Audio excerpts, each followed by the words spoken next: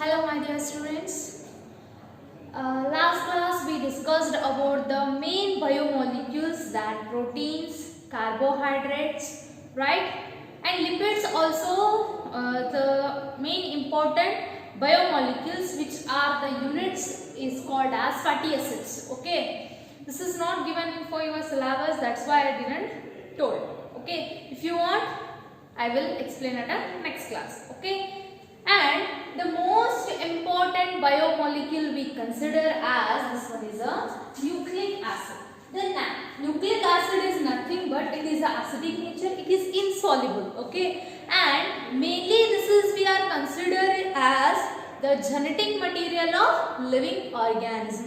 The main familiar nucleic acid we are know, ಅಂದ್ರೆ ನಾವು ಗೊತ್ತಿರುವಂತ nucleic acid ನಾವು ಯಾವ ಅಂತ ನೇಮ್ ಮಾಡಿದ್ರ mainly they are DNA and RNA. These DNA and RNA, these both are the familiar example of the nucleic acid. ಅಂದ್ರೆ ಜಾಸ್ತಿ ನಾವು examples na consider ಮಾಡಿದ್ರೆ they are nothing but the DNA and the RNA. Okay, what is the DNA? ನಿಮಗೆ ಕೇಳ್ತಾರೆ, abbreviation ಕೇಳಬಹುದು. As that is deoxyribonucleic acid. This one we call as deoxyribonucleic acid. Okay, and say what is RNA means?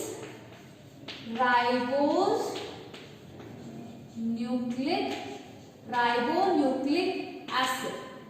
Okay, these are mainly two nucleic acid we are familiar. Okay, the most of animal organism or most of ಎಲ್ಲ organism common ಯಾವ genetic material ಇರುತ್ತೆ? DNA is genetic material.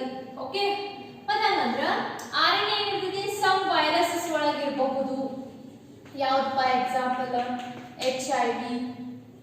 Okay, almost the virus is genetic material is there, but particularly almost living organism ಒಳಗ genetic material ಯಾವ್ದಾಗಿರುತ್ತಪ್ಪ ಅಂತಂದ್ರ DNA.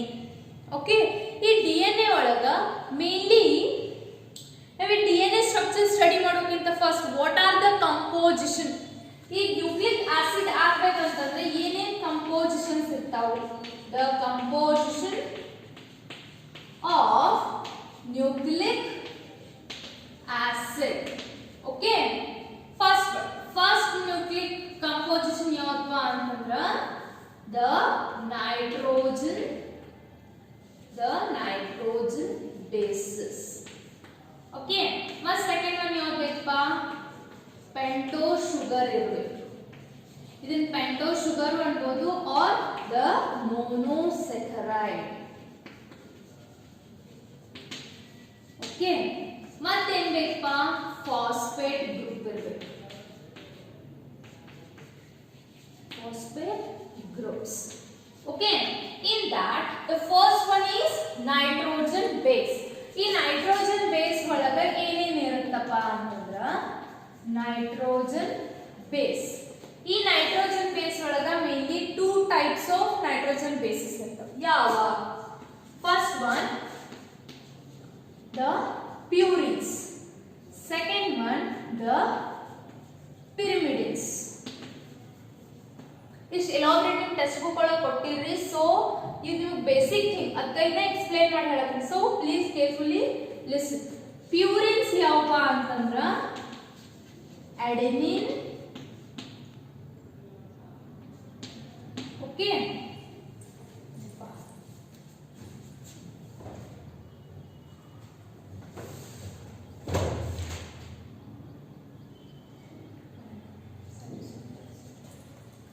adenine and guanine. Okay, pyrimidines ಯಾವಪ್ಪ ಅಂತಂದ್ರ cytosine, thymine, last one is uracil. These are the main purines and pyrimidines. Okay, ಈಗ for example ಒಂದು DNA molecule ಆಗ್ಬೇಕಂತಂದ್ರ purines and pyrimidines ಇರ್ತಾವೆ. as a nitrogen. Purines ಏನಾಗಿರುತ್ತದೆ? ಒಂದು adenine ಎದರ ಜೊತೆ combine ಆಗುತ್ತೆ ಅಂತ adenine combines with thymine, ಅದು ಯಾವಾಗ ಡಬಲ್ ಹೈಡ್ರೋಜನ್ ಬಾಂಡ್ಸ್, ಎರಡು ಹೈಡ್ರೋಜನ್ ಬಾಂಡ್ಸ್ ಏನಾಗಿರುತ್ತಾ ಬೌಂಡೆಡ್ ಆಗಿರುತ್ತಾ. ಆಮೇಲೆ ಒಂದು ಪ್ಯೂರಿನ್ ಇನ್ನೊಂದು ಪಿರಿಮಿಡಿನ್ ಕೂಡ್ಬೇಕಿಲ್ಲ, ಆಮೇಲೆ ಇನ್ನೊಂದು ಗ್ವಾನಿನ್ ಇದ್ದ ಟ್ರಿಪಲ್ ಬಾಂಡ್ ಒಳಗ ಸೈಟೋಸಿನ್ ಏನಾಗಿರುತ್ತಾ ಕಂಬೈನ್ ಆಗಿರುತ್ತಾ. ಅಂಡರ್ಸ್ಟುಡ್? 3 ಹೈಡ್ರೋಜನ್ ಬಾಂಡ್ಸ್ ಇರ್ತವೆ. ಓಕೆ, ಇವೇನಾಗಿರ್ತಾವು ಅಲ್ಟರ್ನೇಟೆಡ್ ವೇ ಒಳಗೆ ಏನಾಗಿರ್ತಾವ ನಮ್ಗ ಡಿಎನ್ಎ ಒಳಗ ನೋಡಿ, ಈ ಡಿಎನ್ಎ ಒಳಗೆ ಅಡೆನಿನ್ ಇದ್ರೆ ಡಬಲ್ ಬಾಂಡ್ ಟಿ, ಆಮೇಲೆ ಗ್ವಾನಿನ್ ಇದ್ರೆ ಟ್ರಿಪಲ್ ಬಾಂಡ್ ಸಿ, ಆಮೇಲೆ ಇಲ್ಲಿ ದಂಡಿಗೆ ಏನಾಗಿರ್ತಾವೆ ಫಾಸ್ಫೇಟ್ ಶುಗರ್ ಫಾಸ್ಫೇಟ್ ಗ್ರೂಪ್ಸ್ ಏನಾಗಿರ್ತಾವು ಅಟ್ಯಾಚ್ ಆಗಿ ಒಂದು ನ್ಯೂಕ್ಲಿಯೋಟೈಡ್ಸ್ ಗಳಾಗಿ ಏನಾಗಿರ್ತಾವ ಇಲ್ಲಿ ಫಾರ್ಮ್ ಆಗಿರ್ತಾವ. ಅರ್ಥ ಐತ್ರಿ? ಈಗ ಏನ ಇದು ಬರೀ ನಾ ಏನ್ ಮಾಡ್ತೀನಿ ನೈಟ್ರೋಜನ್ ಬೇಸ್ ಬಗ್ಗೆ ಅಷ್ಟೇ ಹೇಳ್ತೇನೆ. ಇವೆಲ್ಲ ತಿಳ್ಕೊಂಡ ಮೇಲೆ ಏನ್ ಮಾಡೋದು ನ್ಯೂಕ್ಲಿಯೋಸೈಡ್ ನ್ಯೂಕ್ಲಿಯೋಟೈಡ್ ಬಗ್ಗೆ ಕಲಿಯೋದು, ಅಂದ್ರೆ ನ್ಯೂಕ್ಲಿಕ್ ಆಸಿಡ್ ಹೆಂಗಾಗುತ್ತಾ ಅಂತ ಕಲಿಯೋದು. ಇದು ನೋಡಿ ಏನಾಯ್ತು purines pyrimidines they are the nitrogen base, adenine guanines are the purines, pyrimidines ಒಳಗೆ ಏನಾಗಿರ್ತೈತಿ ಸೈಟೋಸಿನ್ ಥೈಮಿನ್ ಯುರಾಸಿಲ್ ಇರುತ್ತೆ.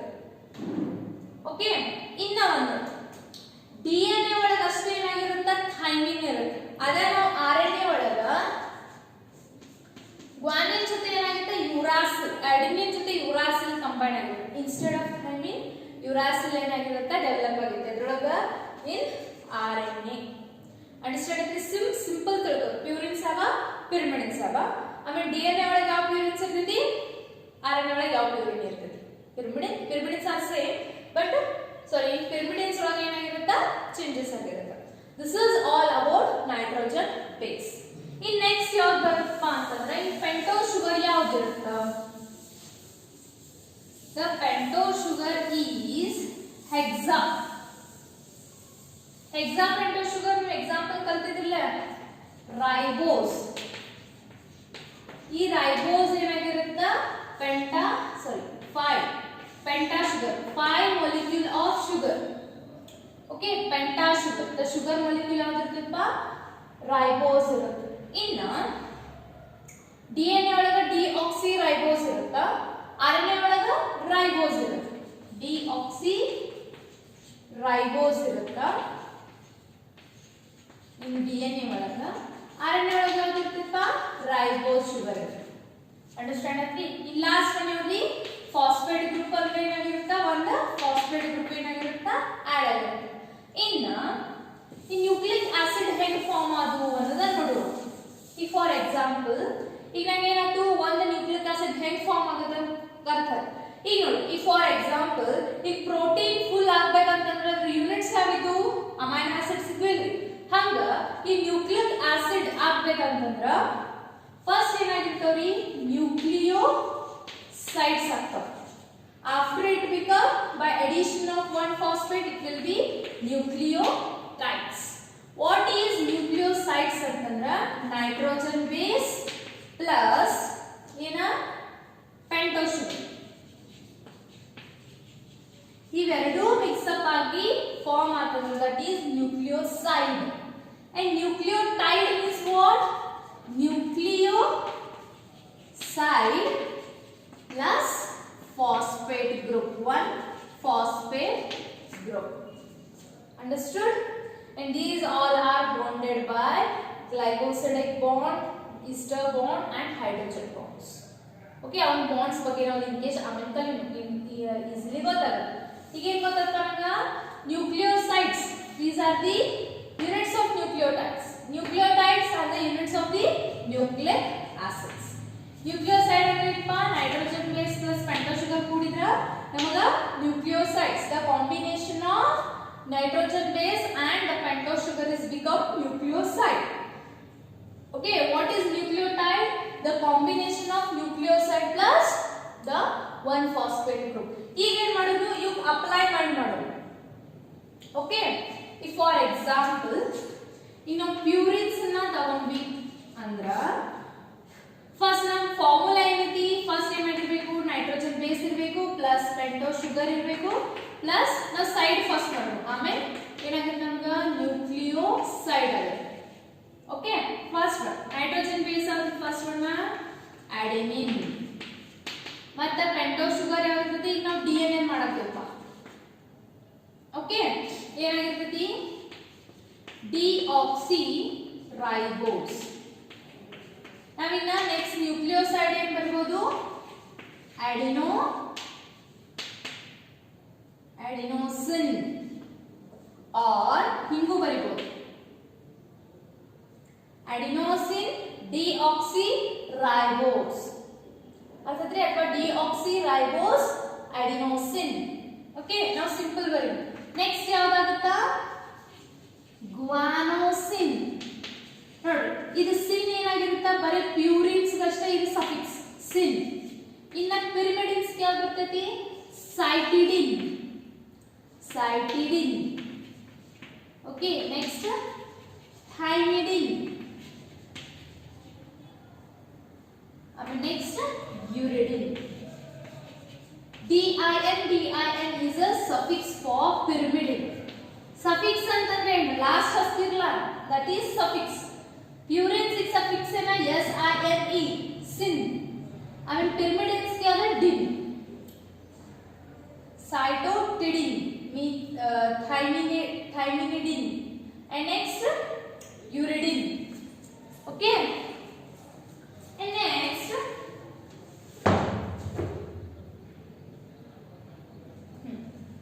next ಯಾವ್ದು ಬರುತ್ತಪ್ಪ? ಇದೇನು ಗೊತ್ತು? ನ್ಯೂಕ್ಲಿಯೋಸೈಡ್ಸ್ ಅದು. ಓಕೆ, ಈ ನ್ಯೂಕ್ಲಿಯೋಟೈಡ್ ಮಾಡ್ಬೇಕಲ್ಲ ನಾವು. ನೋಡ್ರಿ, ಇದು ಸೇಮ್ ಹಂಗ ಗ್ವಾನಿನ್ ಪ್ಲಸ್ ಪೆಂಟೋಸ್ ಶುಗರ್, ಆಮೇಲೆ ಸೈಟೋಸಿನ್ ಪ್ಲಸ್ ಡಿಆಕ್ಸಿರೈಬೋಸ್ ಶುಗರ್. ಇದು ನೆಕ್ಸ್ಟ್ ಯಾವ್ದು ಬರುತ್ತೆ? Thymine plus sugar thymidine. Next, uracil plus deoxyribose uridine. Understood? In next chapter, nucleotides. These are the very important for you. ನಿಮಗೆ ಕೇಳ್ತಾರೆ, name the DNA nucleotides ಅಥವಾ nucleosides. DNA nucleosides ಕೇಳಿದ್ರ ಈ uracil ಬರೆಯೋಂಗಿಲ್ರಿ, only ಇವು 4 ಅಷ್ಟೇ ಬರಿಬೇಕು. ಬರೇ ನೇಮ್ ದ ನ್ಯೂಕ್ಲಿಯೋಸೈಡ್ ಅಂತಂದ್ರೆ ಅಡೆನೋಸಿನ್, ಗ್ವಾನೋಸಿನ್, ಸೈಟಿಡಿನ್ ಆಮೇಲೆ ಥೈಮಿಡಿನ್ ಇದು ಬರಿಬೇಕು. RNA ಕೇಳಿದ್ರಂದ್ರ ಅಡೆನೋಸಿನ್, ಗ್ವಾನೋಸಿನ್, ಸೈಟೋಸಿನ್ ಅವಾಗ ಥೈಮಿನ್ ಬಿಡುದು ಯುರಾಸಿಲ್ ಬರಿಬೇಕು, ನೆನ್ಪಿಟ್ಕೊ. ಇನ್ನ ನ್ಯೂಕ್ಲಿಯೋಟೈಡ್ ಕೇಳಿದ್ರಂದ್ರ ನ್ಯೂಕ್ಲಿಯೋಟೈಡ್ಸ್ ಏನ್ ಬರೀತೀರಿ? ಫಸ್ಟ್ ಒನ್ ಅಡೆನಿನ್ ಪ್ಲಸ್ ಬ್ಯಾಡ್. ಈಗ ನಮ್ಗೆ ಇಂತ ಫಾರ್ಮುಲಾ ಏನೈತೆ? ನ್ಯೂಕ್ಲಿಯೋಸೈಡ್ ಯಾವುದು? ಅಡೆನೋಸಿನ್ ಪ್ಲಸ್ ಅಡೆನಿನ್ ಆಗ್ಬೇಕಲ್ಲ, ಅಡೆನೋಸಿನ್ ಅಲ್ಲ, correct. Adenosine plus phosphate group ಏನಾಗ್ತದೆ? Adenylic acid. Okay, in next cytidine plus phosphate. In next ಏನಾಗ್ತದೆ?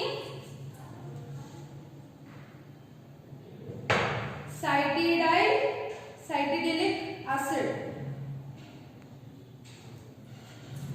ಏನಾಗ್ತದೆ?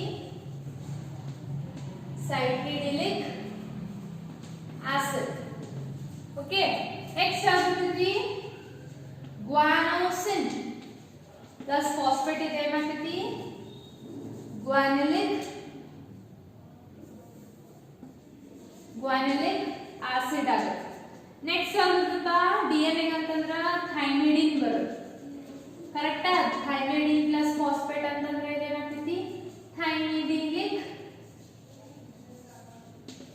ಆಸಿಡ್. ಅಂಡರ್ಸ್ಟುಡ್? ಇವೆಲ್ಲ ಏನಾಗೋದು? ನ್ಯೂಕ್ಲಿಯೋಸೈಡ್, ನ್ಯೂಕ್ಲಿಯೋಟೈಡ್ಸ್ ಆಗುತ್ತೆ. ಓಕೆ, ಇನ್ನ ನಾವು ಮೇನ್ ಸ್ಟ್ರಕ್ಚರ್ ಆಫ್ ಎದಕ್ಕೆ ಹೋಗೋಣ? DNA ಹೋಗೋಣ. Okay, the main structure of DNA. ಇದು ಮೇನ್ ಸ್ಟ್ರಕ್ಚರ್ ಆಫ್ DNA ನ ಫಸ್ಟ್ಲಿ ಹೇಳಿದವರು ಯಾರಂತಂದ್ರೆ ಹೆಲಿಕಲ್ ಮಾಡೆಲ್ ಅಂತಾರೆ. DNA structure is called as helical model. DNA. Okay, DNA structure ಏನಂತೀವಿ ನಾವು? ಹೆಲಿಕಲ್ ಅಥವಾ ಹೆಲಿಕ್ಸ್ DNA ಅಂತ ಕರೀತೀವಿ. Helix means it will be helical or ladder like structure. Okay. ಆಮೇಲೆ ಏನಾಗಿರುತ್ತ ಇದ ಆಂಟಿ ಪ್ಯಾರಲಲ್ ಸ್ಟ್ರಾಂಡ್ಸ್ ಇರ್ತವೆ. ಏನಿರ್ತಾವು anti parallel strands. Anti parallel strands ಅಂದ್ರೆ ಒಂದಕ್ಕೊಂದು ಏನಾಗಿರುತ್ತೆ ನೋಡಿ, ಇದು 5' ಅಂತಂದ್ರೆ ಇನ್ನೊಂದಕ್ಕೆ ಏನಾಗಿರುತ್ತೆ ಪ್ರೈಮ್ 3'. ಫಸ್ಟ್ 3' ಇತ್ತಂದ್ರ ಲಾಸ್ಟ್ ಒನ್ ಇಸ್ 5' ನೋಡ್ರಿ. ಇವೆರಡು ಏನಾಗಿತ್ತು ಆಂಟಿ ಪ್ಯಾರಲಲ್ ಏನಾಗಿತ್ತು ಸ್ಟ್ರಾಂಡ್ಸ್ ಇತ್ತು. 2 strand. It is a double stranded DNA. sometimes single stranded DNA ಇರ್ತಾರವ RNA ಒಳಗೆ ಸಾರಿ ಬ್ಯಾಕ್ಟೀರಿಯಾ ಒಳಗೆ ಏನು ಮಾಡ್ತೀವಿ ನಾವು ಕಂಡು ಬರ್ತಾವ. ಓಕೆ. ಮತ್ತೆ ಏನಾಗಿತ್ತಪ್ಪ ಅಂತಂದ್ರ each nucleosides are the main nucleotides are hydrogenally bonded.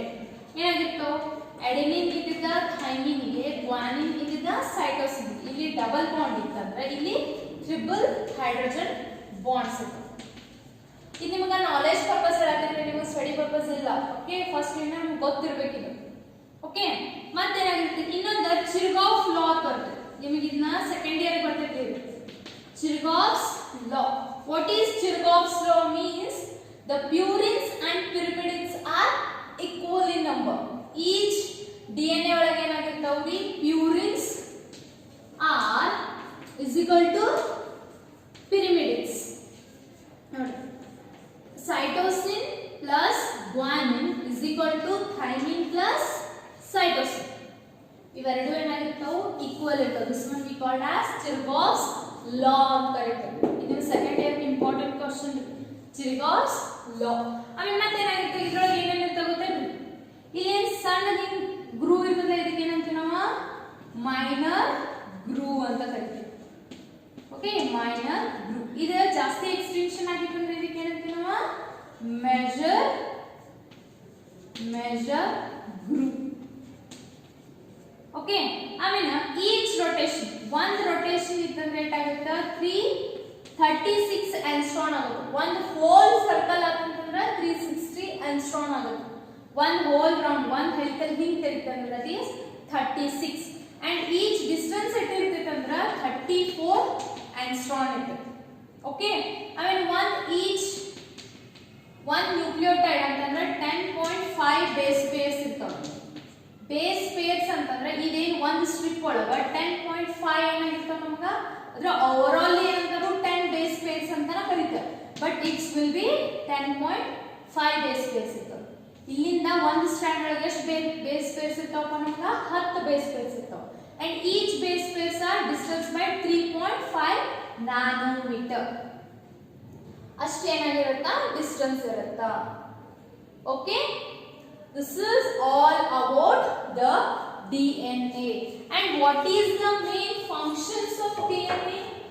DNA main functions ಮಾಡತ್ರಿ. And these DNA functions as first one. The DNA is act as a genetic material. Functions ಏನಂತಪ್ಪ functions.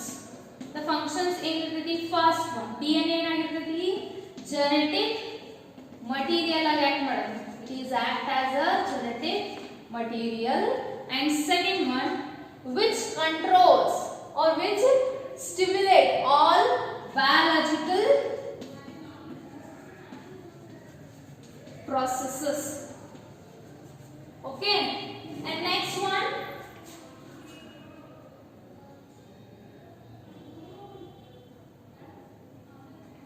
next biological practices ಅಂತಂದ್ರೆ all cellular activity. Okay. And next RNA also act as a genetic material in some viruses, bacteria. Okay, this is all about the nucleic acid. Okay, this is the important overview of the nucleic acid. In the next class, the linking bonds, and next the enzymes in ಏನು ಮಾಡೋಣ study ಮಾಡೋಣ. Okay, if you have any doubts please comment, and not read for marks purpose, read for knowledge purpose. Okay, it will be quite interesting. Okay, if you have any doubts please comment.